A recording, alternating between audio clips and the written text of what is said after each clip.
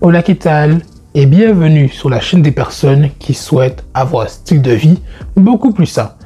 Et dans cette vidéo, j'aimerais te parler du riz, plus précisément du riz blanc, parce que il y a pas mal de choses qui est dites sur ce fameux riz. Est-ce qu'il est bon? Est-ce qu'il n'est pas bon? On ne sait pas vraiment. Donc je me suis interrogé sur la question. J'ai décidé de faire mes propres recherches, que j'ai d'ailleurs mis en description. Toutes les sources sont en description. Donc, sans plus de blabla, sans plus de transition, let's go pour la vidéo. Ok, parlons un peu des caractéristiques du riz. Alors, je pense que tu t'en doutes que dans le monde, dans la vie, il n'y a pas que le riz blanc. Il existe également d'autres types de riz, comme par exemple le riz brun qui est bien plus complet. C'est pour ça qu'on appelle également riz complet. Mais si je compare le riz blanc, à l'inverse du riz brun, le riz blanc, lui, il ne contient plus son enveloppe extérieure parce qu'en fait, il est passé par un processus de transformation qui lui a justement retiré son enveloppe extérieure. Du coup, tout ce qu'il reste, c'est ce qu'on appelle l'endosperme. Et le problème de ce processus, c'est qu'il lui a retiré justement non seulement sa peau, mais également la majorité des nutriments qu'il contenait. Donc le riz blanc, ça contient bien moins de fibres alimentaires, de vitamines, de minéraux et j'en passe. Ça lui a d'ailleurs valu le nom de glucides vides. Parce que ok, le riz, c'est une bonne source de glucides complexes, mais dans le riz blanc, c'est pas la meilleure qualité que tu pourrais trouver. C'est la raison pour laquelle, si tu dois choisir entre le riz blanc ou le riz brun, favorise plutôt le riz brun parce que lui, c'est tout le contraire. Il contient bien plus de vitamines, de minéraux, de fibres alimentaires et j'en passe. Bon, là j'aimerais te parler de l'indice glycémique pour que tu comprennes un peu mieux ce qui est en jeu. L'indice glycémique du riz plus précisément, mais si tu ne sais pas forcément ce que c'est, un indice glycémique, je vais te le résumer vite fait. Alors personnellement, je dirais que c'est une mesure qui permet de calculer la vitesse à laquelle un aliment va libérer ses glucides dans notre sang.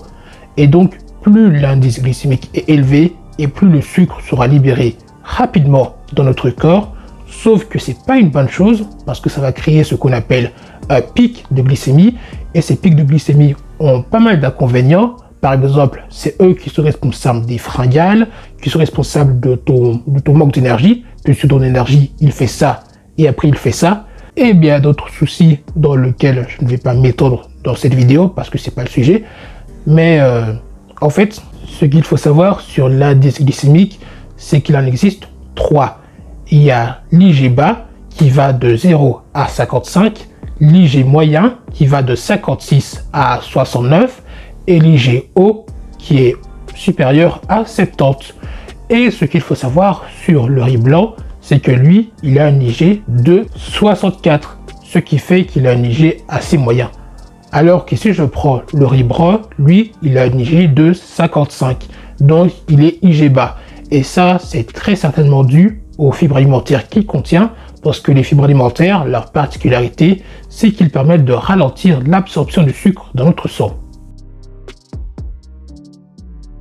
Du coup, est-ce que le riz blanc, ça fait grossir? Alors, oui et non. La vérité, comme tu t'en doutes, ça va surtout dépendre de la quantité que tu consommes. Honnêtement, tu peux même devenir la personne la plus obèse du monde en mangeant uniquement de la salade si tu en consommes en quantité suffisante.